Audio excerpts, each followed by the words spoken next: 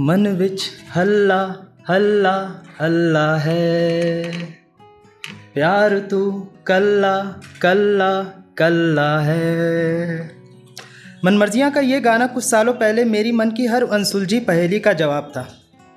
आज जब ज़िंदगी ने वापस उस दो राहे पे खड़ा किया है तो लगा चलो फिर से इसे आजमाया जाए।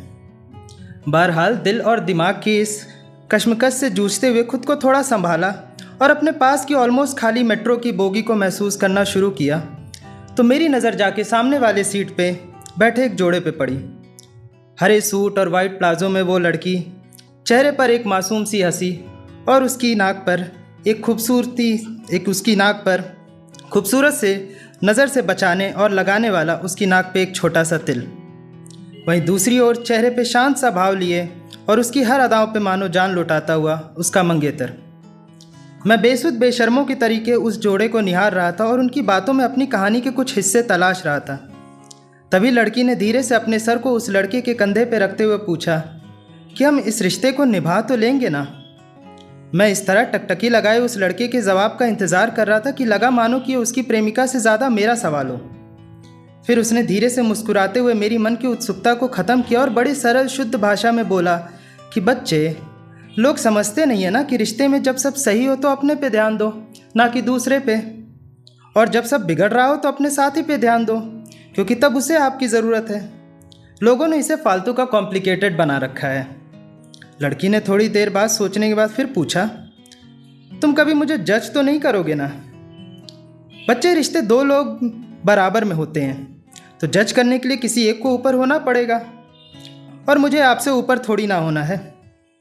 और करके मानो ऐसे इतराया जैसे दीवाने गाली भी खोल दियो।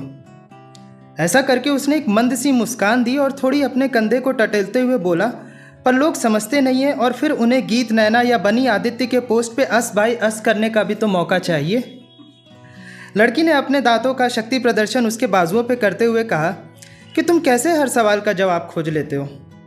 तो दर्द और प्यार के एहसास तले जवाब आया वैसे ही जैसे तुम इतने सवाल खोज लेती हो। और दोनों के चेहरे पे आई उस हंसी से गमगीन हो चुके माहौल में थोड़ी रूमानियत फैल गई। इस सवाल जवाब के फेर में मैंने ये मान लिया था कि इनका रिश्ता प्यार के उन ढकोसले वादे और साथ जीने मरने के उन झूठे इरादों से ज़्यादा दोस्ती, साझेदारी, स्वतंत्रता और जिम्मेदारी के उस मजबूत डोर से बंधा है जो वक्त की हर नाजुक लम्हों को झेल लेगा। पर वो कहानी ही क्या जिसमें रोना ना हो, और वो जिंदगानी ही क्या जिसमें कुछ पाना और खोना ना हो।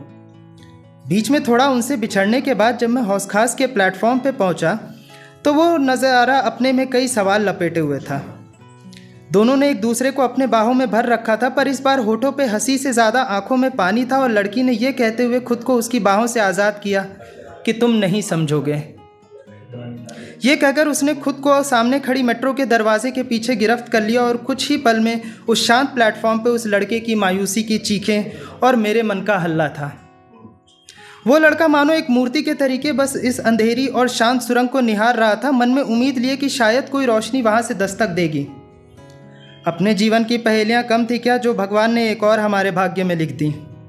पर हमने भी अपनी सारी संवेदनाओं को ताक पे रख के अपने अंदर उठे इस परेशानी के तूफान को उसकी ओर मोड़ा। क्या, क्यों, कैसे और उस लड़की के उन 3 शब्दों का इस कहानी में क्या अस्तित्व है, ये बात कह के उसे झकझोरा। काफ़ी जद्दोजहद के बाद आखिरकार उसने अपनी चुप्पी तोड़ी और कहा कि ये हमारी आखिरी मुलाकात थी और इसे हम अपनी पहली मुलाकात के जैसे जीना चाहते थे। और मैं आज भी नहीं बोल पाया उसे कि हाँ, मैं नहीं समझा मैं उस हंसी के पीछे के दर्द को, उस कोई बात नहीं के पीछे के अर्थ को। आंखों में जो सपने थे कहने को तो वो अपने थे, उन सपनों में मैं, तुम और हमारे जज्बात थे। तब इतने भी बुरी नहीं हमारे हालात थे। हाथों में भले तुम्हारे मेरा हाथ था, पर क्या सच में मैं उस जंग में तुम्हारे साथ था?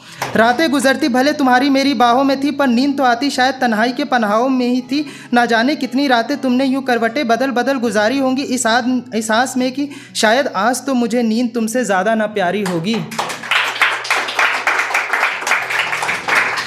चादर में पड़ी सिलवटें और गीले तकिया के सिरहाने तुम्हारी मजबूरी के गवाह थे सोनू। तुम तो सब जानते थे ना, तो कैसे इतने बेपरवाह थे? वो छोटा सा कमरा जहाँ बस्ती मेरी आज़ादी थी बनने लगा था पिंजड़ा और तुम्हारे हाथ में उसकी चाबी थी। अरे ज़्यादा से ज़्यादा क्या मांग लिया था तुमसे, बस इतना ही तो उसने कहा था कि बाढ़ आने से पहले तुम्हें बांध बनना था। मैं झल्लाया सा हर मुमकिन तरीके से उस लड़के को समझा रहा था कि एक बार उससे संवाद कर लो, अपने रिश्ते को दूसरों के लिए एक अपवाद कर दो। उसने कहा, माना संवाद हर मसले का मर्ज है, पर कैसे बोलूं उससे कि दिल पे उसके हर एक आंसू का कर्ज है। इतना कच्चा प्रेम नहीं है मेरा कि अपनी कुछ गैर अहम दलीलों को बोल दूं और उसके अनमोल आंसू को इतने सस्ते में तोल दूं। फिर यही सोच के रुक जाता हूं कि क्या वो समझेगी। जीवन में हार का दुख तब नहीं होता है जब आपके हाथ में कुछ ना हो। असली दुख तो तब होता है जब आपके हाथ में सब कुछ हो और आप कुछ नहीं कर सकते। उस रात ये सीख लेके मैंने उस लड़के को अलविदा कहा। मन तो नहीं कर रहा था उसे छोड़ने का, बट जो खुद बिखरा हुआ हो वो दूसरे को कैसे ही समेटेगा। ये मानकर मैं अगली मेट्रो में बैठ गया। दिल ने सवालों की गठरी फिर से निकाली। अब तो सफ़र में कोई राहगीर भी नहीं था जिसे देख के उसे बहलाया जाए, तो हेडफोन लगाए और दिल को बोला, इजाज़त है। मेट्रो अगले स्टेशन पे पहुंची तो सवालों की गठरी खुलनी ही थी कि तभी मैंने देखा कि वो लड़की है आंखों में आंसू, आशा और इंतज़ार के साथ वहाँ बैठी है कि शायद आने वाले किसी मेट्रो की बोगी में उसका अधूरा प्यार है। एक बार मन से आया कि जाके उसे बोल दूं और उस बंद हो रही किताब के सारे पन्ने उसके सामने खोल दूं, बोल दूं उससे कि कैसे हथेली में उस लड़के के हिस्से का थोड़ा सा आसमान है, देखना चाहता जहां वो बस तुम्हारी उड़ान है। अरे हो जाती हैं गलतियां, पर जो मान ले उसे समय रहते, यही तो गीता का सबसे बड़ा ज्ञान है। कैसी भी हो परिस्थितियां, आज भी सबसे पहले लेता वो दुआओं में तुम्हारा नाम है। ये कैसी खुदगर्जी में डूबा ये इंसान है कि पूछते हो जिसे तुम राधा श्याम शिव शक्ति और सीताराम के नाम से।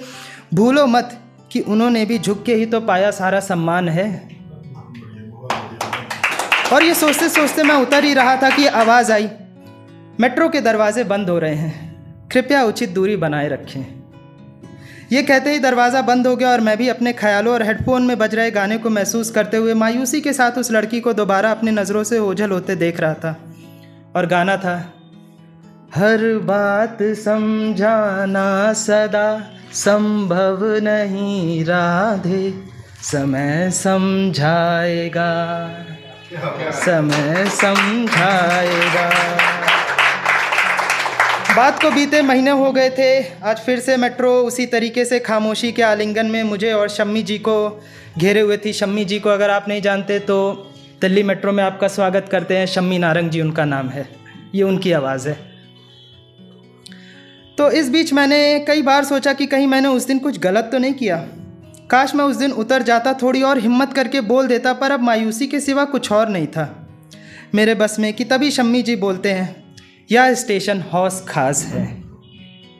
और दरवाजे खुलते ही मानो हंसी के रूप में किसी मरुस्थल में बारिश ने अपने आने का संदेश दिया। और मैंने नज़रें उठा के देखा तो सामने वाली सीट पे वो अधूरी कहानी मेरे सामने मुकम्मल होने का जश्न मना रही थी। और मन से आवाज़ आई, चल्ला आज तू भी समझ गया। शुक्रिया।